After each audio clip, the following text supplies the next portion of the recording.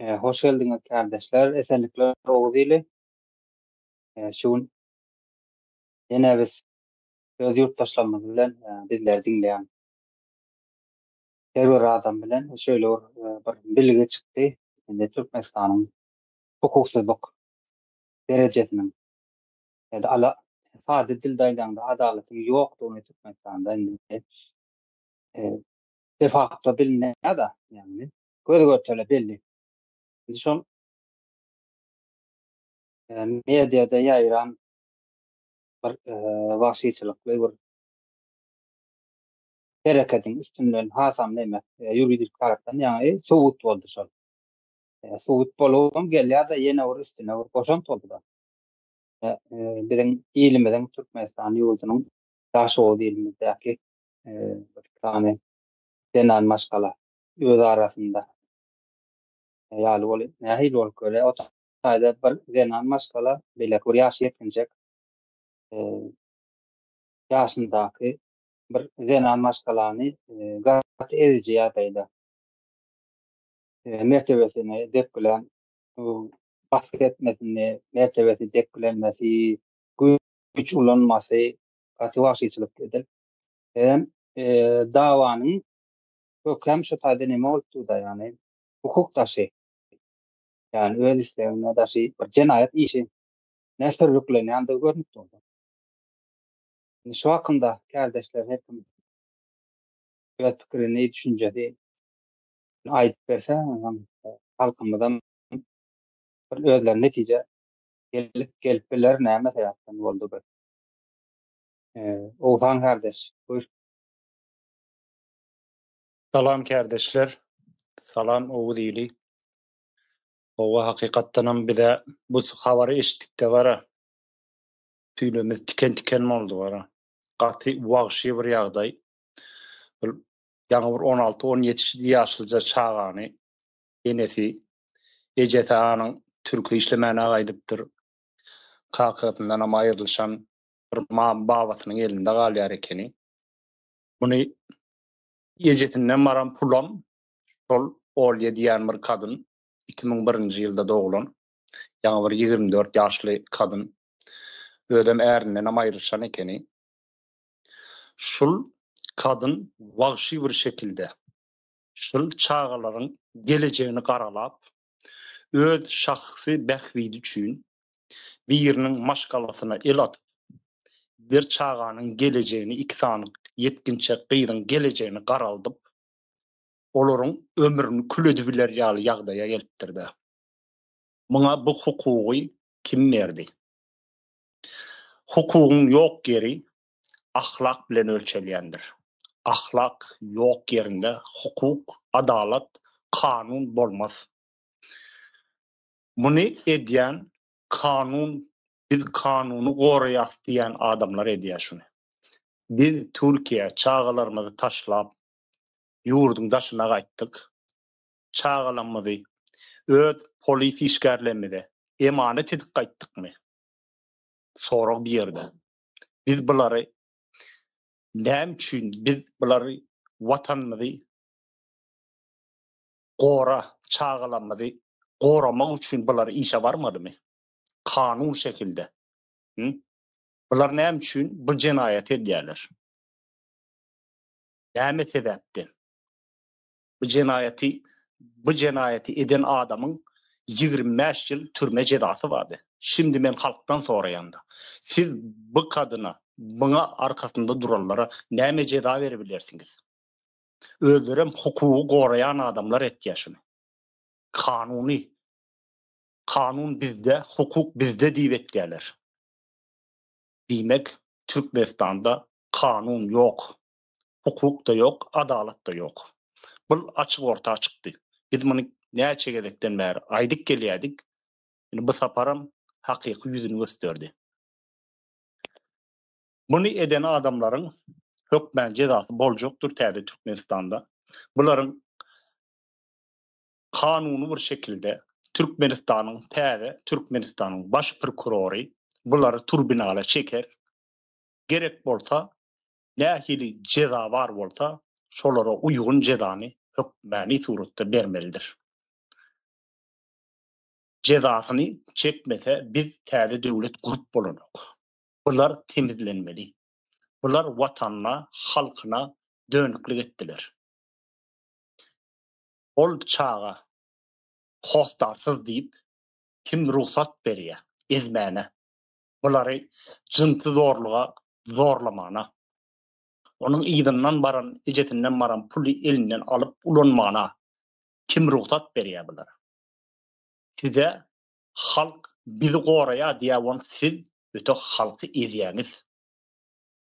Bunun jezasy hökmen berilmelidir. Täze Türkmenistan şu zatlary düzeltmek üçin gurulandyr. Halk gowy ýaşatyn diýip. Gelecekde çağalarymyz arasynda gowur dünýäde ýaşatyn diýip täze Türkmenistan şoň üçin gurulmalydyr. Bu gidişinde hiç kimede gowy ýaşamana hiç şansy ýokdur. Tawar. Bol ya, sağ ol. Rahat kardeş. Bu sefer geçinki. Vatandaşlar tediriň üçin gaty umut tüldür, umut gurulur aýtdyň. Oýhan kardeş, vatandaş. Bunu benim biraz üstüme goşuyun. Doğru. Yaş kaydır. Ejeti kakady aýran olup biler, ejeti yanar kakady narkoman arkadaşlar belki görmen orada. Ulam ahlaklı, kakada ahlaklı da cahil, ahlaklı cahil. Yani kakada olup şonu görmeýändirmi? Bolya kakada bir şeyle boş verdi arkadaş öýdüň numar plan öýünden kowlu, odan kowlu diýeli. Adam yaş kaydı buraya gelmişti. Doğru yol men şolu işe barjak, men hüýütli bara neler otak. Yani ulanır tüýşenler halaşanlar oýnaşanlar ýalňyş golanlar atamazdan şol bilip milisiýeler, polisiskarlar. Soňuna çenni garan kaýtak kemeller sagany. Hanuň ýygyny aýtarmak ýok bu kömek etmek. Bahadan bu ýaşagy ýalňyşda diýip garan kara tümlü wagtmelerle ýany. Ýa-da şonu şokydy bara. Ýylla bilýänjigimi şol olýan elini direm şu polisden öldür şonu. Belki gollydy gatdan gizi ýollagalanlar şondan bilen ýaşaga aglap kömek etmeýänler bilen eltip milisiýede eltip göni şol olyjyly öňel tenderler. Olap dowam etdirenler. Şeýledir bu. Analiz etsen. Başga Türk bolsanda ýani. Ine şonu habarlarda, TikTok'larda paylaşýarlar olun. Allah gorsun özüne unawadyr ya öýe şeydendir Allah gorsun. Allah gorapny Allah'ın fitnine başga işi ýokmy? Şördäki Türkmenliň hemmeden çağadynyň oğlunyň gyýdyň durmuş oýagdaýda. Etsafalar Allah gorsun çağamady. Ýok, çağaň sen goranyň Allah. Sana el beripdir, ayak beripdir, kelle beripdir. Sen Allah eýle gordan seni. Sen goramalamy. Sen dogurdyň, sen sıçdyň any. Sen goru. Allah'ını men gorajak sen näme sen diýip bermedi sana. Allah bilen söýleşmeýän adam bolmasa Türkmenler. Türkmen halky jahil millet. Allah bilen söýleşmeýän adamy. Men çağalamy goru diýip, gorajak diýip. Paylaşan gruplarda da monara ay bili gulatta paylaşma. Gadagın. Oho sen hakikat. Bir amaca Azatlyk rajan habar berýär gaýtdan. Azatlyk raja däl olay, hakikat ol. Azatlyk raja ýalan söýleýär. Ýalan maglumatlar. Bu hakikat da. Görüp dursan kamerada. Şu montaj edilen ya, canlı ýalan kamera. Şol görüp bilmeýänler bar. Türkmen halky 7/24 tiýdirdi. Yalan habarlar dinlep, yalan täzekde habarlar gün geçirip beren şol indi dogry aýtýan ama şonu ananan oklar. Nähili ol millet? Bundan soň niýe geljekni? Hani diýýär şu kakıp beren, "Men maňa iyi diýdiň, sen maňa bir diýdiň" diýen ýigitler hara bolanlar? TikTok'da ýa gruplarda höwüşýärler, bir haldyrýarlar. Çykyňda ortaňdy. Aýal olmady, ýeçegini şey diýerler, ýeçegini. Peki şu yıllarda değil. Yıllarda bu yıldır o. Müngdün. Yani köp çıkar. Orta köp çıkar. Şöyle gelen Türkmenliğin oğlunun gıyden hem bir de son hali. Sen kimen gider hem bir de Hükümetlerin arkamda duran o. Bizi korumalarına bizi karşı, halka karşı. Böyle aydı çizildiler ona. Sen ne mi? Men ne mi? Sen arkamda duran var. Sen maç edilmersin diyor diye. O yaşkı, özgücü metre on, yaşkı korkka da bilir o. Topurda da söylediğin öldü topurda. Söylediğin kaç gidiyor oğlum. Oğlum kaç gidiyor onu. Sonra düşünür o adam. Yaşkı. Topurmalar ödün o ödünü. Böyle gelmeli mi kaydiye? Çağalaşıyor dedi. İlk yetiştiriyor. Ne için? Taşlak kayıttık. Çağalamadı. 3 yaşta 5 yaşta taşlak kayıttık. Tezden baramda o kanına. O çağalaşıyor diye irilip gezdi. İnsanın neticede böyle şu. Ne neticede? Şu kıydı. Şu kıydı. Eceti vardı hele. Ben kıydım oğlum deyip kucak koydu. Şu hata eder mi ecetini? Eceti talep eder mi? İsler mi? Men o zaman men şu hatta neydi diyecek yer men o. Şeyce zalim hocam şu hatta neydi men. Tik toz çıkardılar beni. Avra çıkardılar. Şu hatta mı gözüm gördüm. Hakikat sol. Men dinlemediğin yerde. Özüne ona o cevap gerek gel. Şu hatta gerek. O neydi o fikri yaşan gerek. Hareket durmulatın gerek. O yaşta bu yiğitler 30 yaştan sonra o cevap gerek gel. Çağırıp durmasına gerek. İnilik atak mehrini bir bilin o çağa. Ana şun onu aytdım. Bizim gelecekte 100 tüygücü çağıra taklapır. 100 tüygür küçük çağıra yetiştiriyor diye ayttık. Baytala. İni hakikat ini. Şu kıydı hedir. Eceti, kakadı var. Sinedir mi şu eceti kakadına? Sinetmez. Haydi sineterdin. Ben yolsam sinetmeyen. Ben diyerdim kakama. Ben diyerdim kakama. Kaka. Sen şu var. Ben şu gözünü gördüm. Çağa baktım. Ben arkamdan almalıyım. Ben arkamdan kalkıp elimden çekmeli baktım. Ağlamda göz yaşı proje koydum. Ağlam oğlum kirlerini yapacak baktım. Şu an sen niye dedin diyecekler. Ben. Şu an sen niye dedin? Ece sen niye dedin şu anlar? Şu an gerek bana kalk Ece. 18 ol. 30 yaştan sonra Ece kalk gerekken. Kütübe de koymuyor senin yerde. Ana şey deyip çağıla bizim yüzü tükürecektir. Ben de bir çayına bakılırsa hakkı boku bakılır 2000 telefonunu görüşmede akıllıdır. 2000 görüşmede akıllıdır. Garnıvat ondan beterdir. Yan kadar beterdir. İntek bugün mümkün veriyor. O yüzden ne yapacağız o? Yılda da oturacağım o yanına. Kendinden tek. Kendir.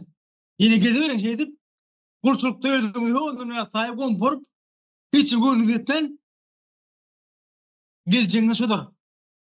Türkmenistan'ın bu gider. Sizin başkalarına da gider. O zaman görürler. Ağır namusun mu? Ağır namusun yok sen. Ahlak zaten ağır namus olmaz. Ağır namusun toprağındır. Bu gorya mi halk orama militiyle ne yapıyor? Militiyle gücün oncular. Siz halk ne halınız? Kim size buyruk verdi? Kim size ruhsat verdi böyle ya? Bu ne için halk siz gorya siz halktan problem. Halk sahil tülüyor. Bu militen başta olsun, küçük olsun, halkı oramalı. Hadi kasem ettin de. O kuturamızda. Vatanımı toprağımı korarım deyip. Kimi koruyanız? Sizin çağrınız şuurunu düşecektir. Bu pangalar gücün oncular. Sizin hem çağrınız şuurunu düşecektir. Bunu komşun var derdi tanga eyleyendir. Unutmayın. Gedekkel çemşe. Sen düşün bunu, sen çağrınız şuurunu diye düşer. Bir hayattan çıkarmayın. Sen bu ay ben canım tav. İlimde güç var diyensin. O güç o doktorumuz seninle. Sen hem çağrınız şuurunu düşer. Gedekkel çemşedir. Geliyenler. Gürü kızım göreceksin. Oğul vatandaşlar. Yeni tünetim. Hola, sağ ol Ferhat Ertaş. Yaşka kardeşim aldık. Buyur. Sağ ol söz gerekleriniz için. Yani kardeşlerim aytıp geçti benim biraderim üstüne hoş oynaydım. Şimdi bir topar pagondak beraberleri var. Hukuk koruyası köyndürgencim. Nämesi var. Suudu var. Nehemeti var. Prokuraturası var. Galyberdi hakimligi var. Bular näme üçin gorana halkyň beýle nämetini hukugyny. Nirede bular? o gıylı depi vurup duran wagty bir polisiýa gören akmay. Ýa işläp diýip polisiýalar. Şo ýere gidip meni elime telefon alıp bir ýer surata düşüp batma algaş gelirdiňiz. Birden çykangydan belli bolmaz. Özleriniň eli bar içinde özleriniň. Özüniň eli bolmasa o gıyl o eýip onu vurup depi bilmez. Yeri gelir emmesi jogap berir. Kellesini alaňaşlap. Kimseniň özüňiz bir halkyň çağasyny gorumany men pagondak hukuk var diýip.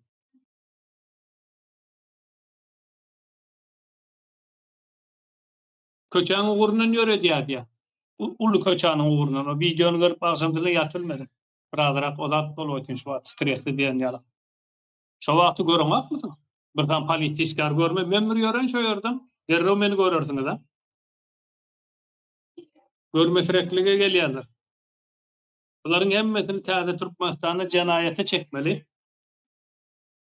Bu açıkta şunu aydan dedim. Sağ olun. Bedvelerinize. Hola, sağ ol. Akşam kardeş buyur.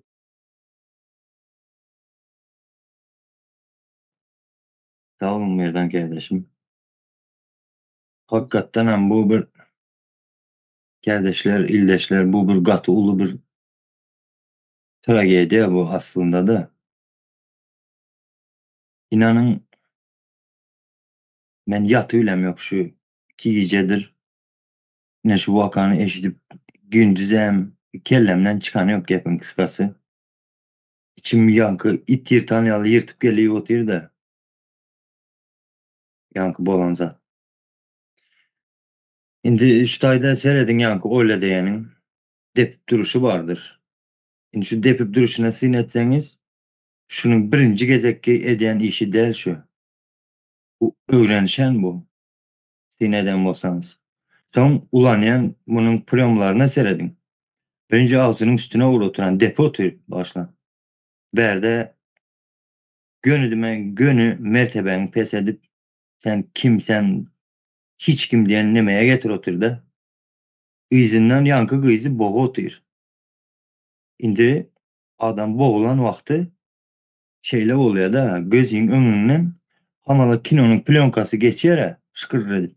Edil şonunki yağlı göz önünden yankı nemeler geçer de yakın karındaşların mı ya bir gov gelen adamların ene atan şonun yağlı zatlar geçip gidiyor. Şu suratlar edil şu plonka geçen yağlı geçer de. Berde yankı beyin zat dedi. Bol memediyse razı ol ölme. Bir çıkarla tap deyip şon yağlı bir trivoga bered de beyin.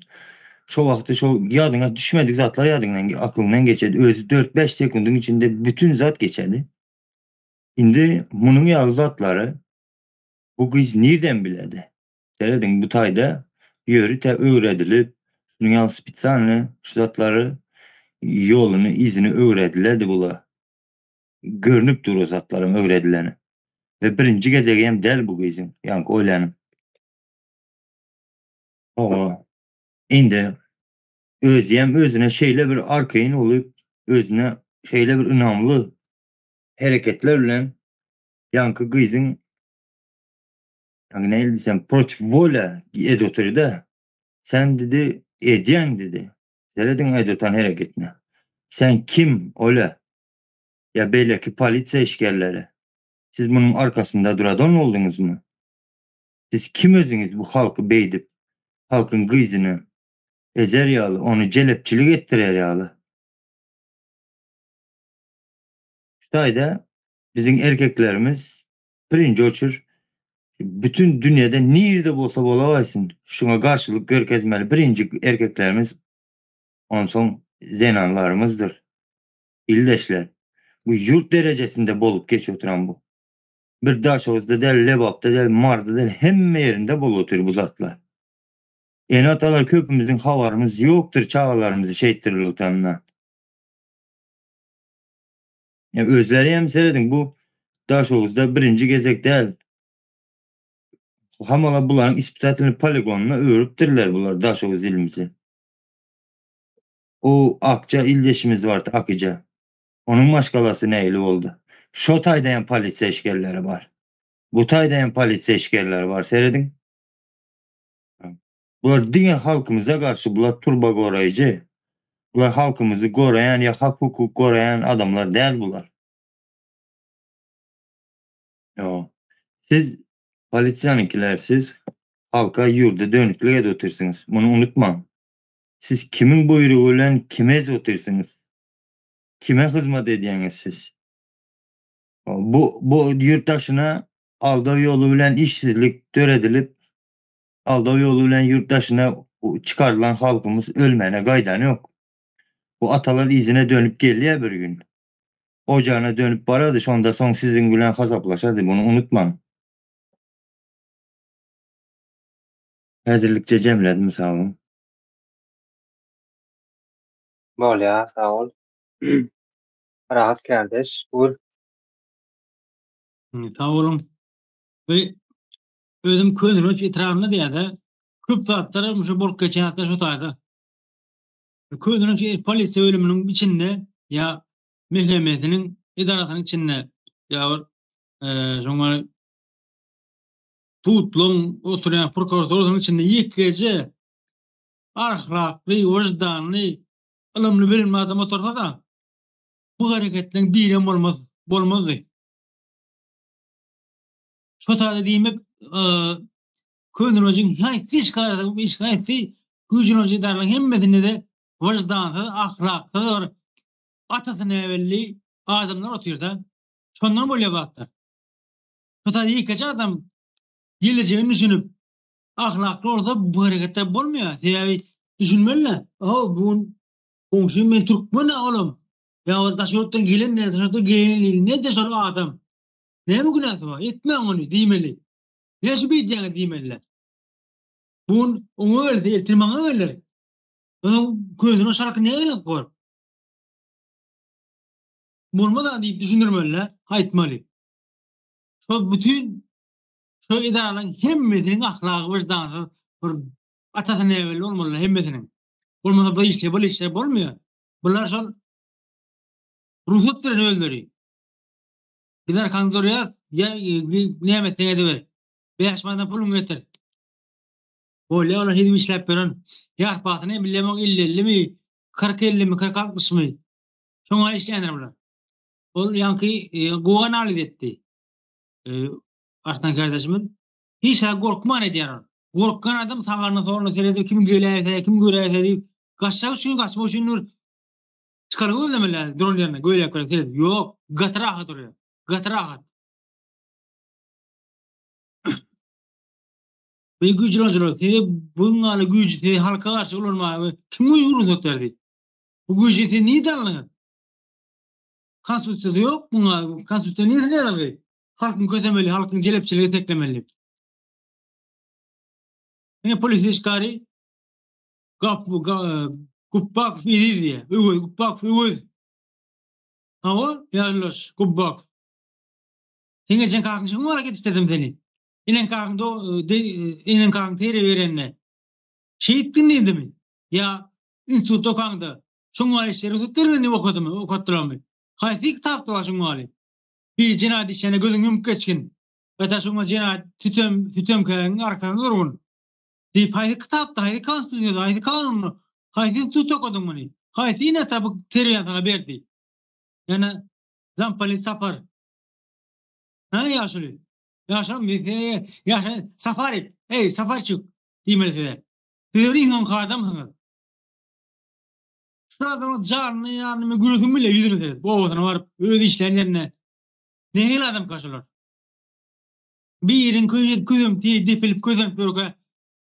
Sizin sıkama durup bilen hem diplerin arkasında duruyor. Ne hil adamlar ka? Bunlar adamlar bir köşeden yürümek günahdır. Kadağanlar. Bunlar adamlar. Bizden keselik bilesi yok kaymasın deyip. O da yaşamalılar bunlar adamlar. O da yaşamalılar. Düşünün ha. Güzel oyuncular. Tapar. Bu sen onu komşunda oldu. Erteği gözde oluyorsun. Bir onu sen ne oluyor? Bunlar işlerden korkunak. Bunlara hükümet, terör hükümet öngamaittik, tuğdettik terör olduğunu her yine orada üstüne yetiriyor, üstünde oluyor. Hakikaten terör bu halka karşı işlemeyen konstitusiya bulan öldürüş için işleyen değerli vatandaşlar. Şovat polis yargıda kim geldi?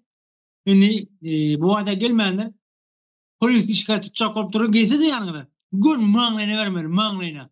Ne için tiyene uğramalı kanun? İşleyen yoktu, onu uğramalı işleyeli. İkisini işleyen yoktur. Vatandaşının gücün önce için işlemeler. Kanun yok mu? Yok. Güç yetenen kadar. Halk güçlü mü ya? Şu iki beş tane pavanlı güçlü mü? Han görelim. Diyecek. İciyle özüne sıkı yoktur. Ne yakıca gaydın ne? Ulu maskara ollu, vıcıra ollu.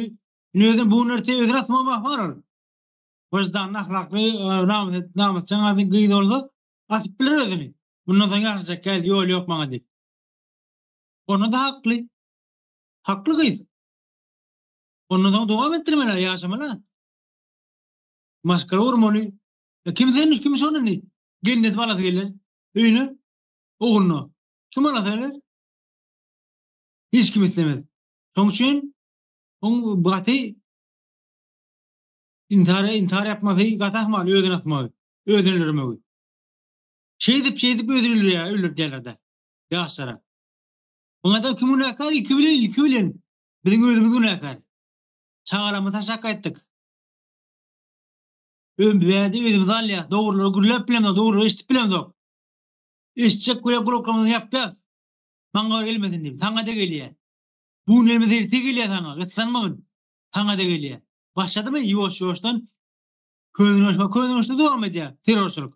Bakın mara da geliyor. Bayramara da geliyor. Hem melik geliyor. Yatan çıkarmam. Bunu da vurma tanışlar.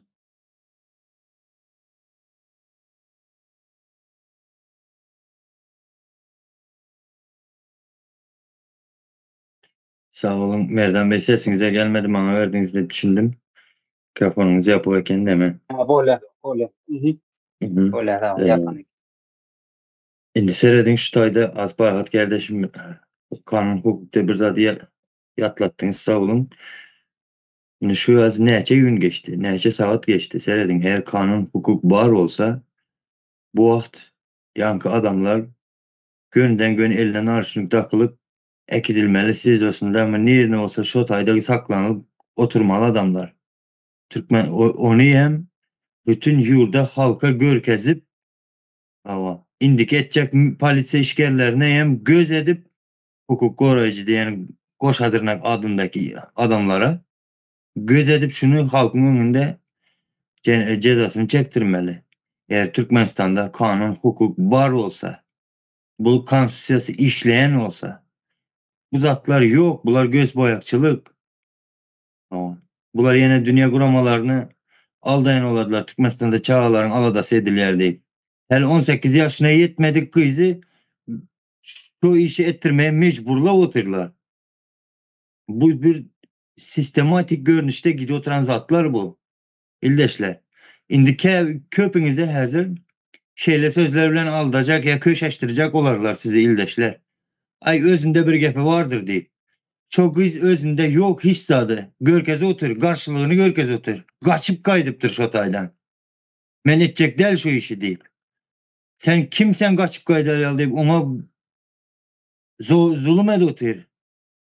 Seyredin şutayda kendi şunyalı bir sözler var da bizim halkımızın arasında. Özüne insaf versin. Özünde olsun. Özünde insafı bar kıyızı şu şeyler de oturlar şular. Son galanla neme deymeli.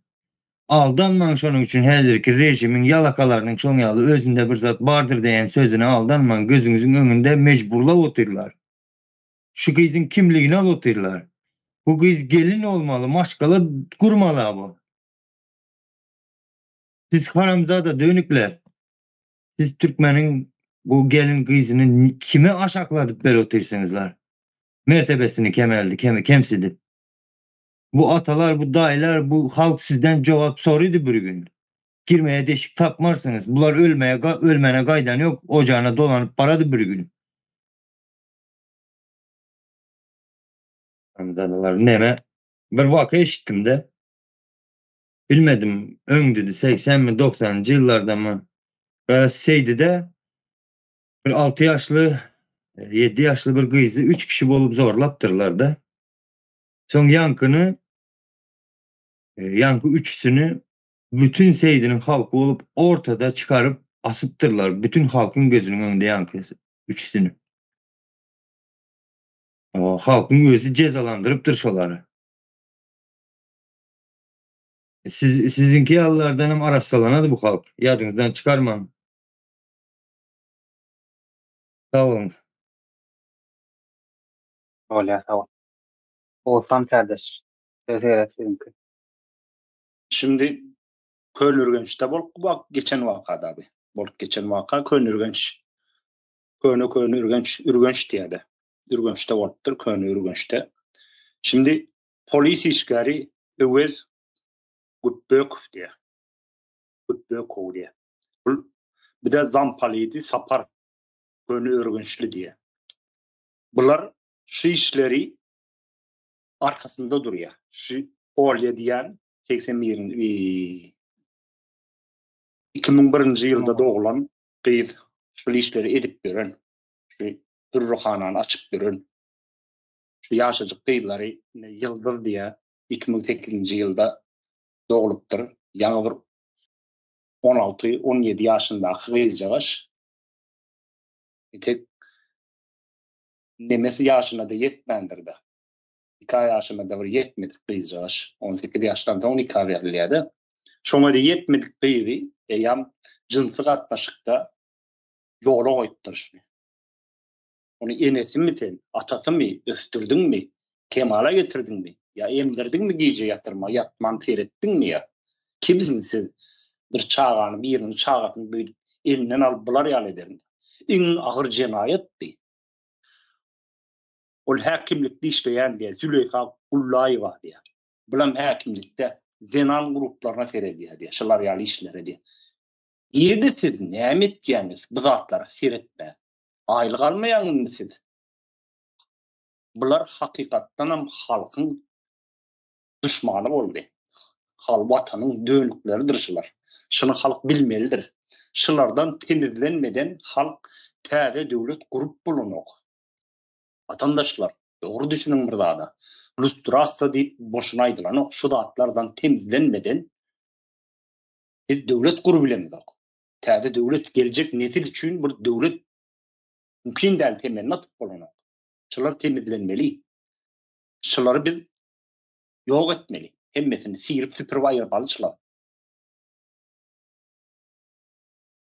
Ine bular hukuk gorayan adamların ellerine bulasiyetinde nähil edýär halky. Ine biz şulary çağalary emanet edildi. Ine halk şimdi öldürür. Bir düşünüp görüň de. Nähil ýagdaýda çağalaňyz kime tapşyrdyňyz? Giýje ýanyna dälsiňiz. Gündüz näme bolýanyny bilemizok. Bir 15 min telefonda gürleşýän boldy. Bitdi enne zat. Halk bu zady oýanmamyz gerek, düşünmemiz gerek, bilmemiz gerek. Bir söz bardyr. 20 ýyl soňra etmedik işim üçin pişman bolmaň. Şu wagt size wagtdyr. Watanyňyz üçin, topragyňyz üçin eliňizi daşyň altyna goýmaly. Fırsatdyr, bu fırsatam gaçyrmaň. Ýanky Paragat kardeşimiň aýşýaly. Soň sizi çağalaňyz bagyşlamaz. Nire sığınjaňyz? Kime aýtjaňyz arzyňyz, şikaýetyňiz? Çağan meni, oglum meni öýümden gowdy diýdi. Ýanky dogry aýtdy Paragat. Siz şu wagt gerek onu. Şu wagt gora aýjak wagty 30 ýaşdan soň enata gerek gel oňa. Şu wagt gerek. Ene satdy. Gorajak wagtyň. Onu ýüzüne depmesi. Näme kimsiň bular? Näme işdi bular ya? Näme içip näme çekýär bular? Bir gyzy sen mastar et. Özüňe ma gyz, özüňe ma ondan bir 7 ýaş uly. Özüm şo gyz, şoň öýünde jorasy. ejekesi diye, ejeken diye. Bak, bunları yumruk alacak değiller, aldayalar. Yine şöyle. Aldap üstlerinin pul işleyenler şular. Bunların cezası täze Türkmenistan'da türbini alır. Yok, men türbinala gitmeli bular. Taparaklıyım. Aydiyara buları ocorun odu bilen yakmalı diýawan. Hakykatdan buların bu eden etmişleri üçin buları kanun götürmez. Bunu teredi götür bilmez bara bunu eden etmişlerini. Siz bir nesili yok edip berýäňiz. Ýa düşünüp görün ya, o çağan iki tancak bir jagasyň ömrüni kül etdiňiz siz. Sosyal medya rezil etdiňiz. Ölüm häkimlik köçetinde görüp diýär. Işykda şunu ışığa tutýan sol erkeğin vicdanı uyanmadı mı? Utanmadın mı? Hiçbir duygulanmadım. Ben akşam saat 3'te mer yatıp bilmem. Bana duygulandım ben. Nerviçi dedik ben bana. Tansiyonum yükseldi. Bu vatana bolan bir insanın içinde bir duygu oyanaymalı yok ben. Bu oyanmayan olsa onda bu adamın cecik olmaz diýer ya Türkler. Ondan bir cecik olmaz diýer. Hakykydyr. Bunu edip börürler tam bir doňuz. Ama at yok yani. Doňuz diýen bir hayvanla. O at yok. Sizler täze Türkmenistan'da çok bence daha çekmelisiniz. Sağ olun. Sağ ol. Bayram kardeş buyur. Sağ olun kardeşler tedavide. Sesim geldi ondura. O gel. Doğru bir tema gördük. Hemmemiz vicdanı gaty agyr ýagdaý. Ene şoňa aýdara tödem tapamak dogrusu bar. Aýdyp geçdiňiz hem ben aýtmaly atlary. Ýöne bulan berilmeli jeza barada aýdamda men taparagy ujurunda ýakmaly ol. Borotda ýakyp kületsegem biz ýalňyşlyk bile düşünbi. Bulary günde bir ýerini ýakyp ortadan aýrmaly. Bolýa diýen bolsun, organ işgär bolsun garaz. Hemmesine şol tegişli. Borotda ýakyp kületsek biz üçin ýalňyşlyk olar üçinem boljal. Ýöne günde bir ýerini ýakyp azaldan ýakyp bulary jelasyny çekdirmeli diýip düşünýän men. Sağ olun şonu aýdaýyn diýdim. Açıkladım. Sağ ol. Şimdi bana benim bir neyme bir düşüncem aýdyp geçenler bolupdy. Şaýda bir jenayat geçipdi. Bir näçe adam etme bilen ýürüýte niýetlenen jenayat. Yani döwletde jenayat kodeksi diýip bir zat bar. Şonuň üstünde ýökediň etseň, niýetläp etseň ýa-da köpçülik bilen bolup niýetläp etseň, agyr ýagdaýda etseň, ýeňil ýagdaýda etseň, şonuň nämesi bar, maddalar ýüklenip barýar da. Indi muňa ýanky ýyldız beýçegimiziň nämesi ejesi näçin Türkiýede? Näçin ýandy ol? Hani Gurbanoğlu çıkıp hiç bir devlete, hiç kime ya da adamlar hiç yeri vergimiz yok diye. Demek kulüpçünçülüğüm yani iqtisadiyetimiz yukarı derecede değil. Onda bunda çıkıp geplerde de gaz energetik korularında yani energetik korularında 4. yerde diye da yurtta 4. yerde olsa hiç kime vergin yok olsa bagaydın eceti ne yapıyor yurttasına çıkıyor.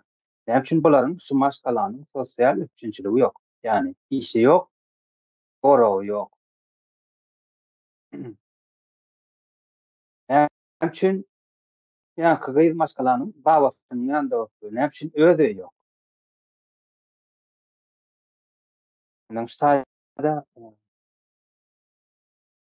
hukuk, bir döwlet ýurdun içinde döwlet gurulşy bar bolsa, hukuk hemme şäher deňdir, deň işleýändir.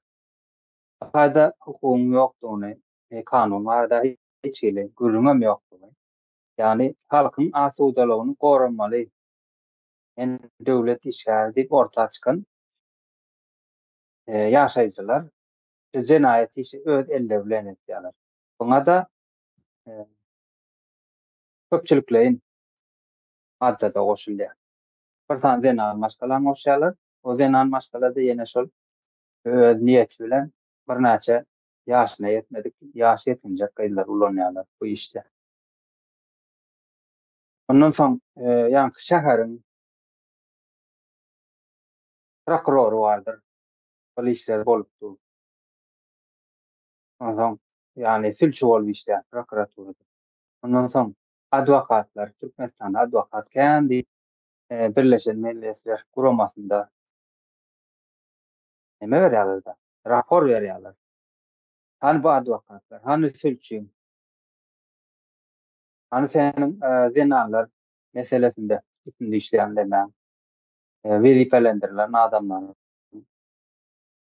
Taga goragy diýip bolmaly döwletde. Tekrar ýaşaýar. Hani olar nerede? Hiç gaýsy ýok. Demek ýok bolsa, ýani bar şeklinde bolup ýok bolup işlep ýani bolsa, o taýda döwlet gurulşy ýok Türkmenistanda. Awustyň içinde tagalaryň üçinçiligi boýunça ýa-da açyk wagtda neme geçirýärler. Çağanlyş nemeli, tagalandy neme geçirýärler. Görkezme.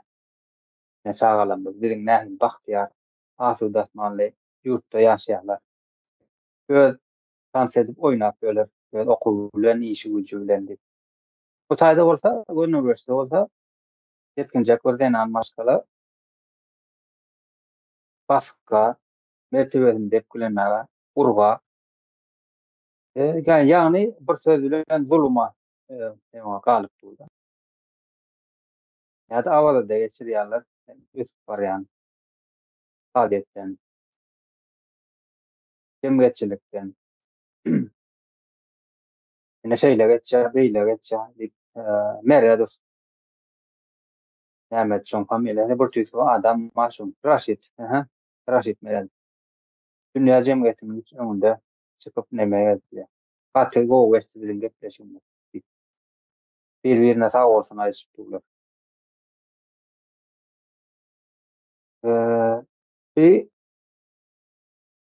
Bir de bu ortağa çykdy da, ýani gaýet geçdiňiz kardeşler, bu jenaýat işi.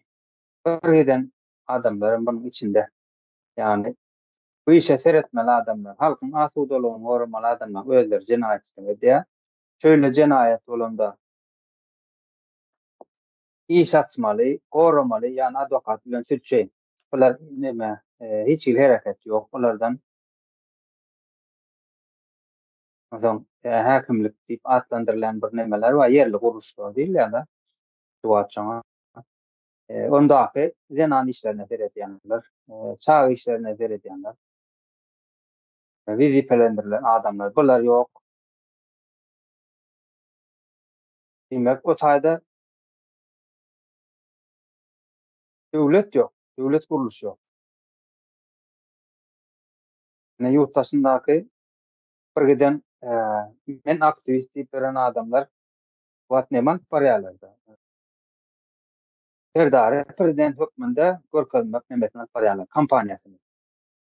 Zulüm gören, gowy, mertebesi depkilenen adamlary gözläp tapýarlar, oňdança sözlerem böwredýärler. Dinleseňiz birinji sözlerini şo Serdar prezident ýani oň akkasy Gurbanulyna näme dag diýdi, ýanymda dag diýdim, ýa açyk aňyramda da. Dag diýdim, şonuň ýaly sözler bilen kanunlaşdyrjak bolýarlar-da. Ýani şunu kanunlaşdyrsa, ýani biz bilýär, seçmedik şol adamy. Seçmedik bolsak döwlet ýok şo taýda. Ýani seçim kampaniýasy geçmedi. Seçim nemesi ýok, saýlaw komissiýasy ýok şo taýda. Ýani saýlaw komissiýasy ýok bolsa da döwlet ýok. Bizim seçmedik adamlamady, yani saylamadık adamlamady bizi sayladık diýip kabullandyrjak bolýarlar. Şu taýda nähili diýelim, kanuny ýagdaý bilen gelendiklerini halka kabul etdirjek bolýarlar. Indi polis media ýaýlady bolyn. Indi bir giden botlar goýbererler bulara. Muhtarym işläp duran botlar bardyr, mankurtlar. Yani bana duýguny olanlar beýden özünden diýerler. Gara şonu meseleni ýurdun içinde hökümet bar bolsa, döwlet guruluşlary bar bolsa, şolar jogapkärdinden uzaklaşdyrýarlar. Ejesini ýerde diýer, bawasyny hem etmedi. Öz barandyr aýagy bilen dip, yani şu taýda öldürjek bolýarlar nämeni. Halkyň nemesi bilen oýnaýarlar da, beýin ýakşy bilen oýnaýarlar. Bilgisiz goýulan halkyň beýin ýakşy bilen. Indi döwlet ýok diýdik. Bize de ýöne döwleti bar diýip görkezjek bolýar. Her türlü ýollar bilen. Şoň üçin her kim nähili diýip aýdýan, ene TikTok'da, yani mediada da çykyp aýtýarlar, käbir ýurtdaşlarymyz, duýarly ýurtdaşlarymyz ýa-da empatisi bolan, yani ölmedik ýurtdaşlarymyz diýip aýdyn. Beýnisi öldürilmedik. Şu ýagdaýlara Türkmen halkynyň ýurtdaşynda helak bolup görme, ýurdun içinde zulüm görmegli, genofondyny şöýdip tepkilenşip, gize ýalaňaçlap tepkiläp görmeklerini bir jogapkar adam bolmaly, dogry dämi? Yani ýa-da bir guruluşlar bolmaly. Elbetde bol ýurtdaş islen wagt köçe çykyp bilen. Toprak onunki, ýurt onunki, ata awatyndan gelip oty.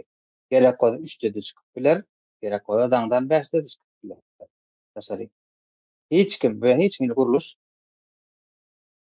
söwüşden tasary gadagan etbilmeýär. Erkinligini kesip bilmeýär.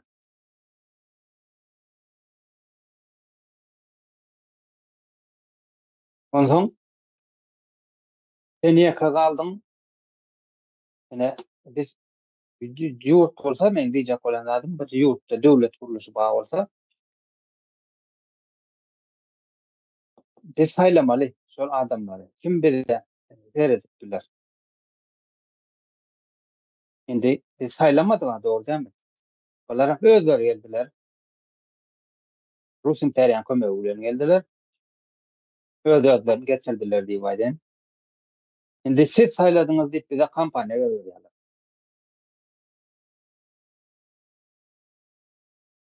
Indi biz saýlan bolsak, biz kabul etdirjek bolýarlar da. Bir hökümet, bir häkimet, bir döwlet guruluşlary bar bolsa, enonda ýurdun bir nemesi, bir bölegi şol. Bir giden bir neme var şu taýda. Mafiozi, özara neme bilen, birikme bilen, ýürüýän niýet bilen edilip duran bir neme var. Halkyň çagasyny bir basky, zulüm, bir jenaýat işine tutulýar. Ine şonuň çok neme sebäbi, ne gözlemel zaten. Ýa-da sen sany o mençi türme uğradan bilen ýa-da öyle diýany jenaýat işini üstünden açanyň bilen bu ýagdaý iten o. Şu ýagdaý düzelmegi üçin, şu ýagdaýlar ýene gaýtalanmaz ýaly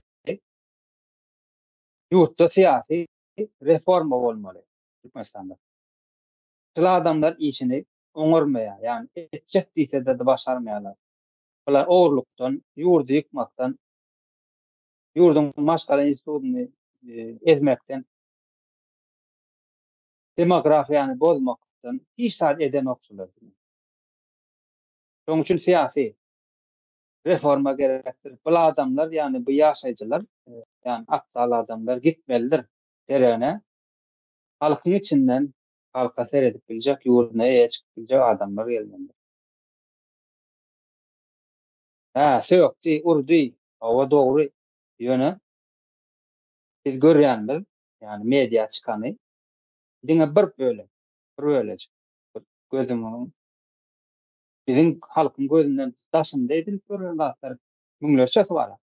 Türmän dordurdylar aýdyňlardan. Erken adamlardan. Professorlar türmede. Halka bir peýda etdiljek adam. Indi seredin buňa şeýle bir ýagdaýym barda. Jenaýat edip durlar. Renan maşgalar ýaşy etmejek. Edip durlar, mertebeden depkiläp durlar, jenaýaty çekip durlar. Öz sözleri bilen niýetlerini görkezip durlar şonu. Öldürme nemede bar o halde niýetten maňa. Boğýalar gapyrgasyna, ýüregine, öýkenine, böwregine, ýani içki organlaryny gowzlepler, ýani ölüme niýeti bar o halde. Bunam üstüne kamera çekip ýani video ýazyp alýarlar. Diýmek, video ýazyp alýan bolsa, hiç bularyň gorkusy ýok. Ýani gorkusy ýok bolsa, ýurduň içinde adalet ýok. Adalet ýok bolsa, döwlet gurulşy ýokdur. Hepden gidýär abi. 1 2 3 4 5 hepden gidýär berýär. Näşe bol geçen waka Türkmenistanda döwlet gurulşynyň ýoklugyny tuğ edýär. Türkmenistana gysgaly ýerde siyasi reforma gerek. Biz döwlet ne sağlamda gowseret ýa-da anlamda gowseret ýa-da owadan eşitneme geydir bol ýa-da Afrikadan zatdan öz başyny çaraman ýören ýurtlardan adam getirip döwlet jemgyýetinde özüň döwlet dünýä jemgyýetinde özüň döwlet hökmünde görkezip ýurt dünýä bilen gatnaşjak bolar. Bolmada. Siyasat oynayarlar. Siyasatı oynayarlar.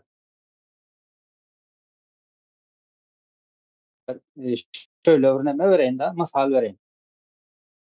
Bir köçäň uğrunda maskalalar ýaşaýarlar da, taraplaryň öz ellerinde atlar var.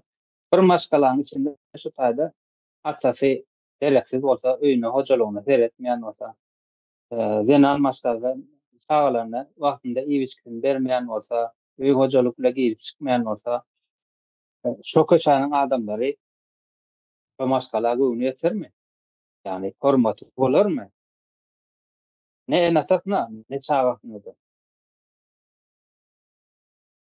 Öňde etçeň edip, içip saçıp ýatyp, hojalygyna seretmän daşaryga çykanda köçäge çykanda da owadan jeşke çykyp çağalaňyň ýerinde ýa aç bor her ýerden depip gören bolsa, Türkmenistanyň döwlet bar diýen bir şekil şol bolýar. Öýünde çağalar hor helak bolup ýeten depip, mertebesini depläp özleri hem araýal bolup parka gelmeýän näçeler owadan jeşke. Ne Türkmenistanyň ýa-da häzirki ýa-da şol.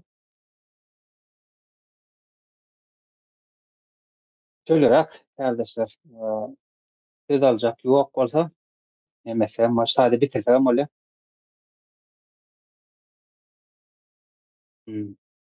Olaryň da kardeşler,